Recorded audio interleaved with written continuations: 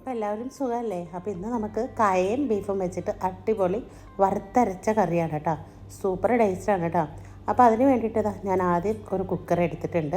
അതിലേക്ക് ഒരു 1/4 ടീസ്പൂൺ മഞ്ഞൾപ്പൊടി, 1/2 ടീസ്പൂൺ കുരുമുളക് പൊടി, പിന്നെ മസാല പൗഡർ, പിന്നെ 3-4 പച്ചമുളക്, കറിവേപ്പില, ഒരു ചെറിയ സവാള നീളത്തിലരിഞ്ഞത് എല്ലാം കൂടി ഇട്ട് കൊടുത്തിട്ടുണ്ട്. ഇനിയിപ്പോൾ നമ്മൾ ഇടികല്ലിൽ കുറച്ച് വെളുത്തുള്ളി, ഒരു വലിയ പീസ് ഇഞ്ചി കൂടി ചതച്ചത് അതും കൂടി ഇട്ട് കൊടുത്തിട്ടുണ്ട്. ഇനി ഇതിലേക്ക് ഒരല്പം ഉപ്പ് ചേർത്ത് കൊടുക്കാം. പിന്നെ വേണ്ടത് ഒരു 1/2 ടീസ്പൂൺ വെളിച്ചെണ്ണ. അപ്പോൾ വെളിച്ചെണ്ണ ഇച്ചിരി കട്ടയായിട്ടിരിക്കുകയാണ് കേട്ടോ. അപ്പോൾ അതുകൂടി ചേർത്തിട്ട് കൈ കൊണ്ട് നല്ല പോലെ ഒന്ന് മിക്സാക്കി കൊടുത്തു. അപ്പോൾ ഇങ്ങനെ കൈ കൊണ്ട് മിക്സാക്കി കൊടുക്കുമ്പോൾ നല്ല ഒരു ടേസ്റ്റാണ് കേട്ടോ ബീഫിന്. ഇനിയപ്പോൾ ഞാൻ 3/4 കിലോ ബീഫാണ് കേട്ടോ എടുത്തിരിക്കുന്നത്. അത് നല്ലപോലെ കഴുകി വൃത്തിയാക്കി ഒന്ന് വെള്ളമൊക്കെ വഴറ്റി കളഞ്ഞിട്ടുണ്ടായിരുന്നു. എന്നിട്ട് കുക്കറിലേക്ക് ഇട്ട് കൊടുത്തിട്ട് നല്ലപോലെ കൈ കൊണ്ട് തന്നെ മിക്സാക്കി കൊടുത്തിട്ടുണ്ട്. ആവശ്യമുണ്ടെങ്കിൽ ഒരല്പം വെള്ളം കയ്യിലിങ്ങനെ ഒഴിച്ച് കൊടുത്താൽ മതി കേട്ടോ. ഒരുപാട് വെള്ളമൊന്നും ഒഴിക്കേണ്ട ആവശ്യമൊന്നുമില്ല. ബീഫിൽ നിന്ന് തന്നെ ഉള്ള വെള്ളം തന്നെ ഉണ്ടാകും. എന്നിട്ട് കുക്കർ അടച്ച് വെച്ചിട്ട് ഒരു 5-8 വിസിലടുപ്പിച്ചു. ഓരോ സ്ഥലത്തും ബീഫിൻ്റെ വേവ് അനുസരിച്ചിരിക്കും കേട്ടോ. അപ്പോൾ ആ വേകുന്ന സമയത്ത് നമുക്കൊന്ന് തേങ്ങ വറുത്തെടുക്കാം.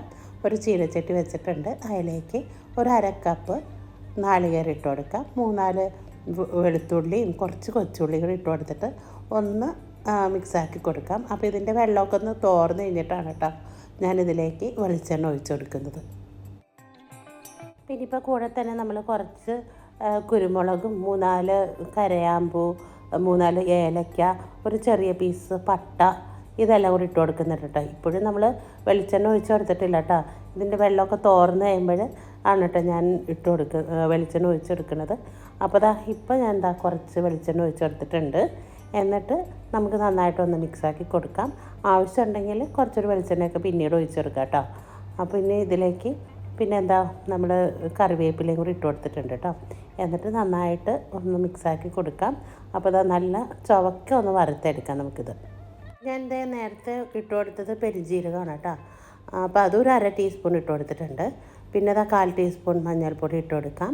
പിന്നെ 2 ടീസ്പൂൺ മല്ലിപ്പൊടി. എന്നിട്ട് ഇതൊന്ന് പച്ചമണം ഒന്ന് മാറുന്ന വരെ നമുക്കിതൊന്ന് വഴറ്റി കൊടുക്കാം. അപ്പോൾ നമ്മുടെ മല്ലിപ്പൊടിക്ക് കുറച്ച് ഒരു പച്ചമണമൊക്കെ ഒന്ന് മാറണമല്ലോ. അപ്പോൾ അത് ഒന്ന് മാറിയതിന് ശേഷം നമ്മളൊരു 1.5 ടീസ്പൂൺ മുളക് പൊടി ഇട്ട് കൊടുത്തിട്ടുണ്ട്. അപ്പോൾ മുളക് പൊടിയുടെ അളവ് എരിവിൻ്റെ അനുസരിച്ച് ഓരോരുത്തരും ഇട്ട് കൊടുക്കട്ടെ. അപ്പോൾ ഞാനൊരു 1.5 ടീസ്പൂൺ ഇട്ട് കൊടുത്തിട്ടുണ്ട്.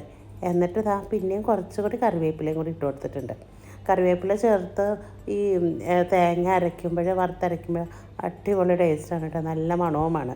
അപ്പോൾ നമ്മുടെ തേങ്ങയൊക്കെ നന്നായിട്ട് വറുത്ത് വെച്ചിട്ടുണ്ട് കേട്ടോ. ഇനിയിപ്പോൾ ഇത് നല്ല പേസ്റ്റ് പോലെ നമുക്കിതൊന്ന് അരച്ചെടുക്കാം. അപ്പോൾ ഞാൻ അധികം വെള്ളം തൊടാതെയാണ് കേട്ടോ അരച്ചെടുക്കുന്നത്. ഇനിയിപ്പോൾ 2 മൂത്ത കായ അരിഞ്ഞതാണ് കേട്ടോ. അതും കൂടി ബീഫിലേക്ക് ഇട്ട് കൊടുത്തിട്ടുണ്ട്. പിന്നെ നമ്മൾ മിക്സിയിൽ അരച്ച് വച്ചിരിക്കുന്ന അരപ്പും കൂടി ചേർത്തെടുക്കാം. മിക്സിയുടെ ജാറിലേക്ക് ഒരല്പം ചൂടുവെള്ളം ഒഴിച്ചിട്ട് ആ വെള്ളവും കൂടി ഇതിലേക്ക് ചേർത്തെടുക്കാം. അപ്പം ഞാൻ വറുത്തരച്ച് വയ്ക്കുമ്പോൾ എന്താണെന്ന് വെച്ചാൽ കായയുടെ ഒപ്പം തന്നെ ഈ വറുത്തരയ്ക്കുന്ന ആ മസാല ഉണ്ടല്ലോ അതും കൂടി ചേർത്തിട്ട് കുക്കറിൽ 2 വിസിലാണ് കേട്ടോ അടുപ്പിച്ചെടുക്കുന്നത്. അങ്ങനെ ചേർക്കുമ്പോൾ നല്ല ടേസ്റ്റാണ് കേട്ടോ. അതല്ലെങ്കിൽ കായം ബീഫ് ആദ്യം ഒന്ന് വെന്തിട്ട് പിന്നീട് അരപ്പ് ചേർത്താലും മതി. പക്ഷെ ഞാൻ ഇങ്ങനെയാണ് കേട്ടോ ചെയ്യണത്. നല്ല ടേസ്റ്റാണ് കേട്ടോ. ഇങ്ങനെ ഒന്ന് ചെയ്ത് നോക്ക്. എന്നിട്ട് കുക്കർ അടച്ച് വെച്ചിട്ട് 2 വിസിൽ അടുപ്പിച്ചിട്ടുണ്ട്. കുക്കറൊക്കെ തുറന്ന് നോക്കി കേട്ടോ. കണ്ടില്ലേ, ബീഫും കായും കൂടി അടിപൊളിയായിട്ട് വെന്ത് വന്നിട്ടുണ്ട്. ആ എണ്ണയൊക്കെ തെളിഞ്ഞ് അരപ്പൊക്കെ നല്ല സെറ്റായിട്ടുണ്ട്. ഇങ്ങനെ ചെയ്യുമ്പോഴാണ് കേട്ടോ ടേസ്റ്റ് കൂടുതൽ. ഇനിയിപ്പോൾ നമുക്കിതിലേക്ക് ഒരു വറവിട്ട് കൊടുക്കണം. അപ്പോൾ അതിന് വേണ്ടിയിട്ട് പാൻ വെച്ചിട്ടുണ്ട്. അതിലേക്ക് ഒരു അല്പം വെളിച്ചെണ്ണ വെച്ചെടുക്കാം. പിന്നെ കുറച്ച് കൊച്ചുള്ളി വട്ടത്തിൽ അരിഞ്ഞതും കറിവേപ്പിലയും കൂടി ഇട്ട് കൊടുത്തിട്ട് ഒന്ന് നന്നായിട്ടൊന്ന് മൂപ്പിച്ചിട്ട് കറിയിലേക്ക് നമുക്ക് ഒഴിച്ചെടുക്കാം കേട്ടോ. അപ്പോൾ നല്ല ടേസ്റ്റാണ് കേട്ടോ. ഇതാണെങ്കിൽ അപ്പത്തിൻ്റെയും ചോറിൻ്റെയും ചപ്പാത്തിയുടെയും ഒക്കെ കൂടെ കഴിക്കാൻ അടിപൊളിയാണ്.